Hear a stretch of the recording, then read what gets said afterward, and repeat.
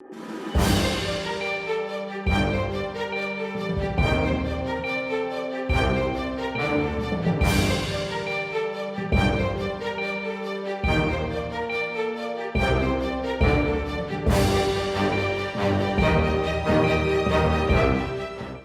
et messieurs, bonsoir et bienvenue dans ce journal. Tout de suite, le sommet. Les 4 otages enlevés à Koufoulou ont été libérés, mettant fin à une vive inquiétude. Le point dans un instant.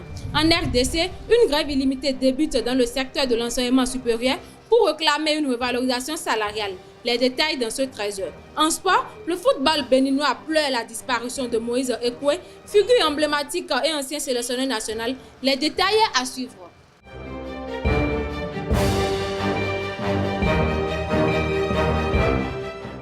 Bonsoir chers internautes, comme je l'ai annoncé tantôt dans le sommet, les 4 otages enlevés ce lundi 9 décembre 2024 dans le village de Koufoulou à Karimama ont été retrouvés sains et saufs.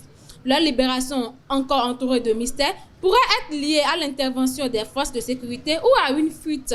Cet incident relance les préoccupations sur la sécurité dans cette région frontalière. Ce lundi 7 décembre 2024, 3 militaires béninois ont été tués et 4 autres blessés lorsque leur véhicule a été une mine lors d'une patrouille à Materi dans le parc de la Pendiari. 2 soldats sont morts sur le coup, un troisième a succombé à ses blessures à l'hôpital. Cet incident tragique souligne les dangers auxquels les forces armées sont exposées dans leur lutte contre l'insécurité. Dans le quartier Arafat de Parakou, les ordures s'entassent transformant les rues en dépotoirs. Une situation alarmante qui interpelle sur les conséquences de l'incivisme et le manque de gestion des déchets. Plus de détails dans ce reportage signé Mouidine Lawani et Sylvie Dedéou. Dans le quartier Arafat de Parakou, les ordures s'amoncellent à perte de vue, transformant les rues en véritables décharges à ciel ouvert. Pour certains habitants, cette situation qui frappe à l'œil résulte du comportement irresponsable au sein de la communauté. Bon, avec tout ce que je vois dans le quartier, je vois c'est vraiment sale et ce n'est pas dans un bon état. Le constat que j'ai fait, c'est que ce quartier est vraiment très sale et il y a les ordures ménagées partout. C'est le manque d'entretien. Il y a de l'environnement, on ne prend pas soin.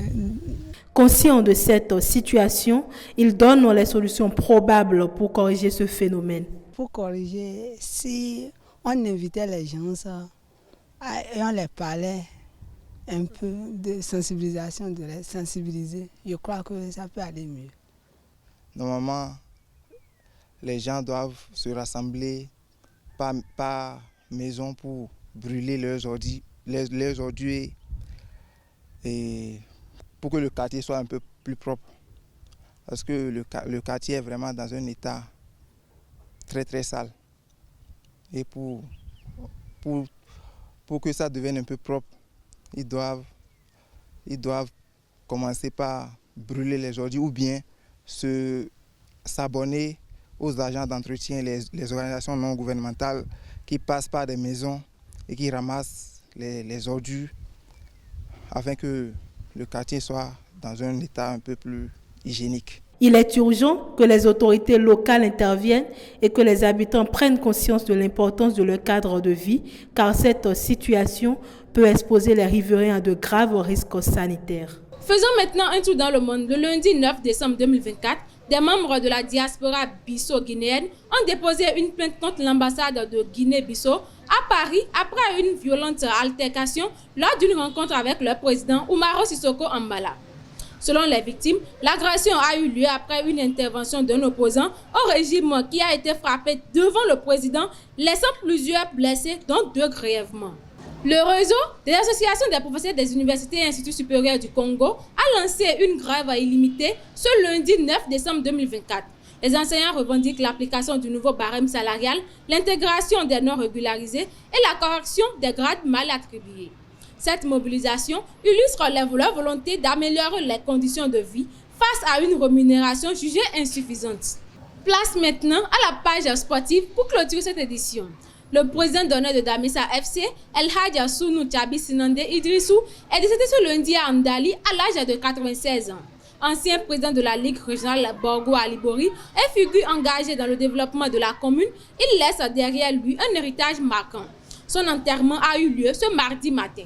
Moïse Ekwe, ancien sélectionneur des écureuils du Bénin, est passé de vie à trépas le dimanche 8 décembre 2024 suscitant une vive émotion dans le monde sportif. Ancien directeur technique national et joueur international, il a marqué l'histoire du football béninois par son engagement et son dévouement. Les hommages se multiplient pour saluer sa mémoire, notamment ceux de l'ANEFB et de proches collaborateurs comme Edmé Kodjo. C'est tout pour ce 13h. Merci de nous avoir suivis. À très bientôt.